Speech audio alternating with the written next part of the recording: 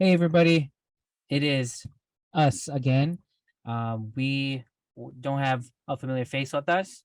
Um, however, we're Rest in gonna peace, Matthews. Just kidding.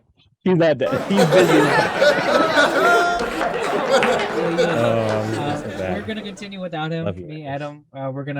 We're gonna potentially have some guests coming through too. So he could be one of the potential guests in the future. So be on the lookout for that. We have decided that we're gonna keep things rolling differently for this week, and we're gonna see how it goes. So hopefully you like this week. Like, subscribe when you see this. So we're gonna start off. All right, for this week, we're gonna talk about one particular topic: retirement. Oh, Man, yeah.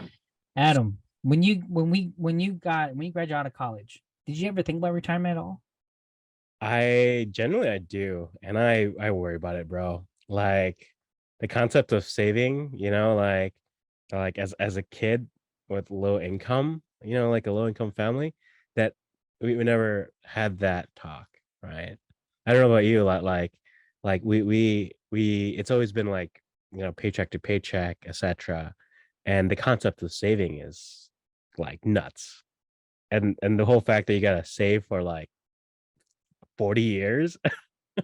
Yeah, I don't like know, for like how about you? yeah, Like, like for me, like it's a little. I've because I come from a first generation family, and my family of 10.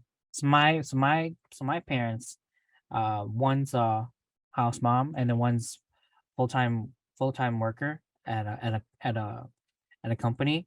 Like, he raised 10 kids by himself.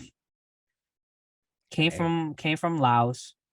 Like, it was your stereotypical paycheck to paycheck family. yeah, Like, I don't even know, like retirement wasn't even talked about. It was about, surviving for the next day.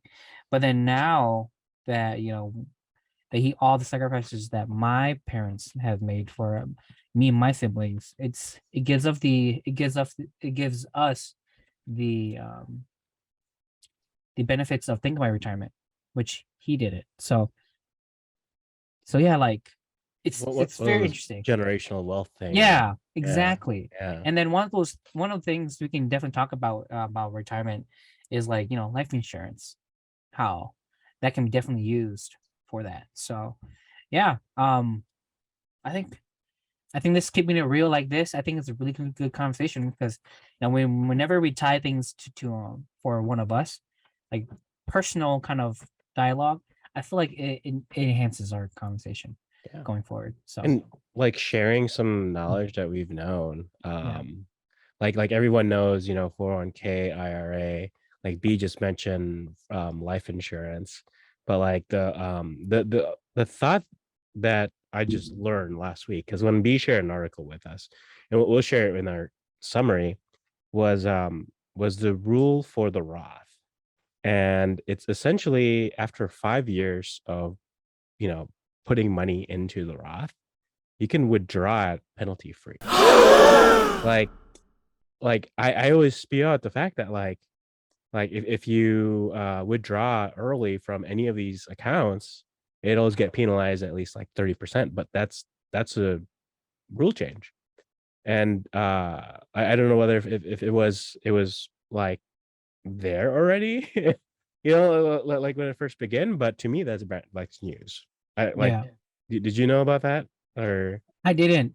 yeah, I tried to look into that article that I sent you, that yeah. kind of described it. I couldn't peel it off. So maybe we can, find like a subscript and just highlight it in our video, and then think our viewers can kind of see. So, And then you could also get like you could take loans out too, against it too. which Yeah, is insane. yeah, at a good interest Yeah. rate. So yeah. So let's talk about it. So retirement. Retirement 101. Don't spend so much money. Right. You want to save at least a lot of your paycheck, so then you can save that for other things. That saving could be sent for your your monthly pay, your biweekly or weekly or X amount of times you get paid per check. If your company does give you a 401k, you at least what you should do is send the percentage as that that your employer matches. So if, for example, if they match 6%, put in 6. If they match 12, my goodness, you found a gem. 12% is like the dream, but that's never gonna happen. But yeah, stuff like that. So that's like 101 to 401k. The Did you know about the conversion, the IRA to Roth? That's basically like you can get like tax free out of your IRA. So like IRA, right? Like people know that you get taxed in the end. So Mhm. whatever your like tax level, assuming that you're good shit, you're the VP, CEO, whatever, your tax rate's at like 35, whatever. Mhm. And then like in the 5 years before you retire, apparently you can convert it, and basically from an IRA, which is taxable at the end, to a Roth, which is not. And then you could basically like convert, I think like 30,000 without tax free. So yeah, yeah. That article that you said, I think it asked like for like closing some loopholes about that, but not really that though. It was like loopholes about like people making companies into Mm. its own 401k, and then that 401k invested in other companies. I think they're trying to Mm. close that loophole, but I think this loophole is still a thing. Ah. So hopefully the SEC doesn't listen to us, Yeah. Yeah. But it's interesting, Yeah. like Yeah. for example, like the biggest loophole, not the Yeah. biggest loophole, but during the pandemic, there was a pause on the fees of conversion fees for your Oh, 401ks to your any of your retirement funds. So that's why dang. a lot of people they transferred without any penalties I during oh yeah, that's pandemic. right. There was Yeah. that form. Yes. Yes. Yeah. Yes. Yeah, you got to prove like there's a hardship thing, right? Yes. Yeah, that reminds me like for the rot stuff, same goes with was it a down payment for your home as well as s- school.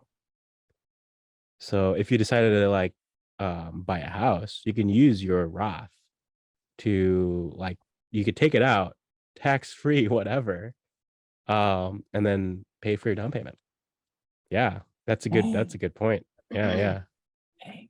yeah. Mm. I'm feeling good now.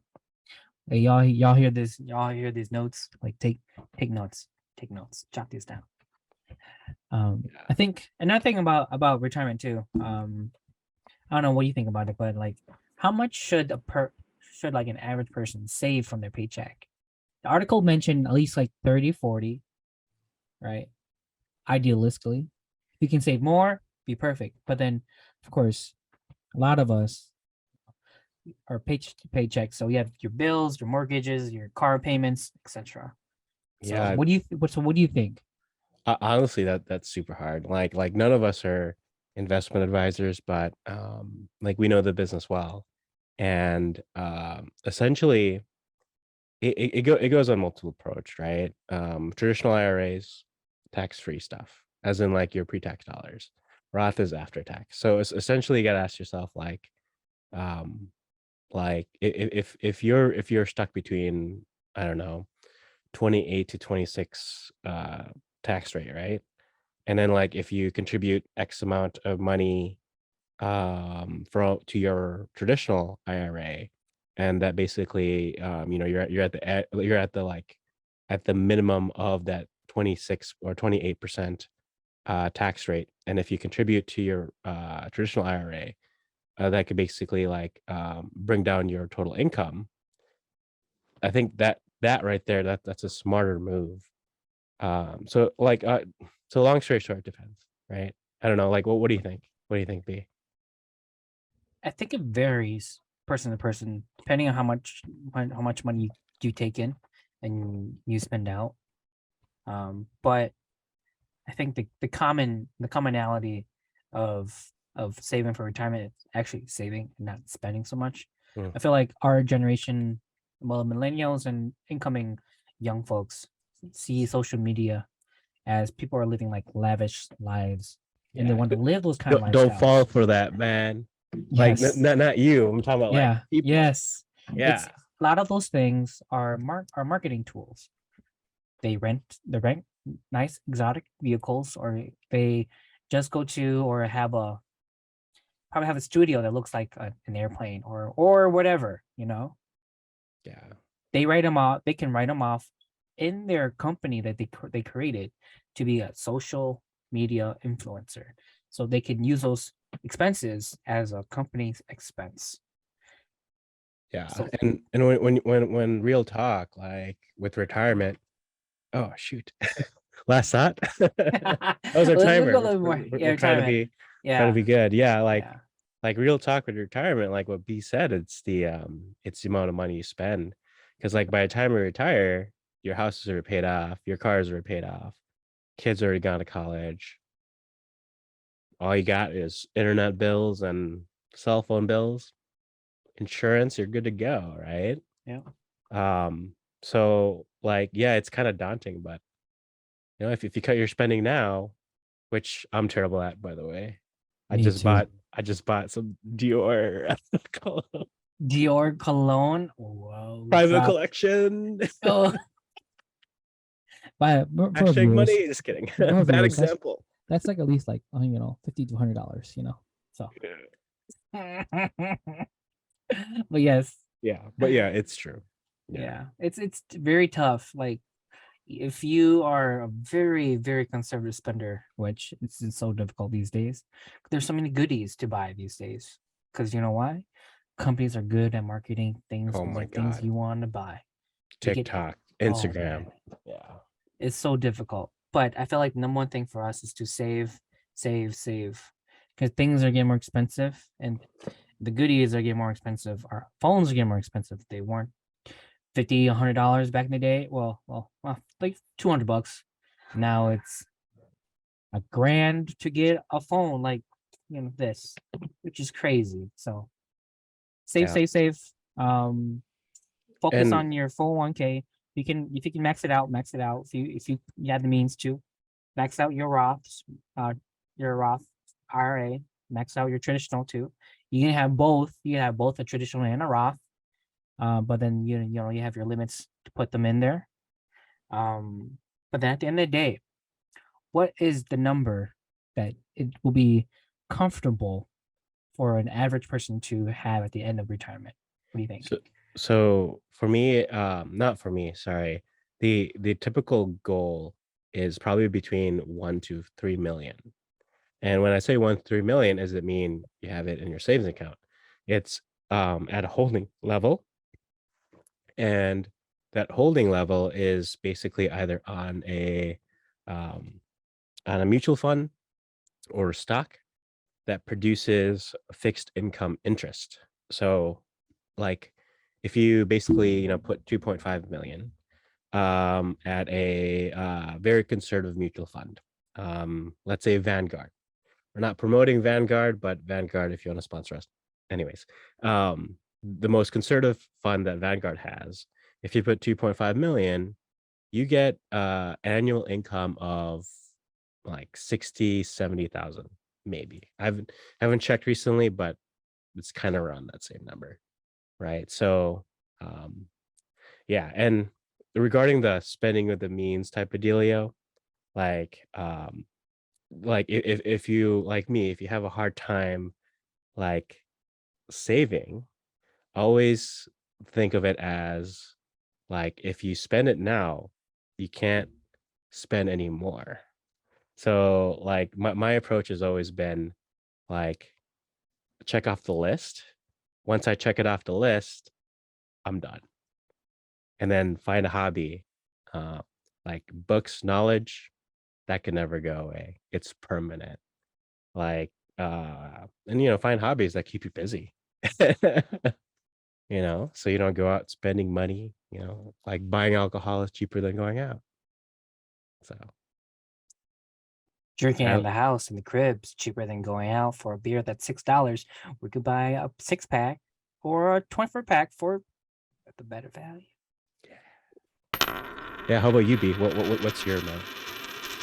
For me, yeah, that'll be for for the general person, 2 to 4 million. I feel like will be comfortable. The reason why I say that is because the number that Adam gave, the 1 through 3, that's like they use that number so they can split off like 6% of that split in X amount of years. So then you'll be living a year, $50,000 a year, right? So that's, but then you're being very frugal with that $50,000 a year, very frugal. This is pertaining to your mortgage is paid, no car payments, no really big payments, just a small little things like utilities or whatever. But for me, I know that I'm gonna want to buy my dream car, my What's your dream GTR, car? my GTR? Nissan GTR. Cash that baby. That's already $50,000 off the bat. So I'm down already. If I think about it, first day retirement. Come on. So I seem like I'll have to kind of do more digging at the end of the day to kind of get more income to save. So the biggest thing that we haven't talked about of to get to your retirement is to find another way to get more income. Side Flipping houses. Yes. Flipping houses, stock market.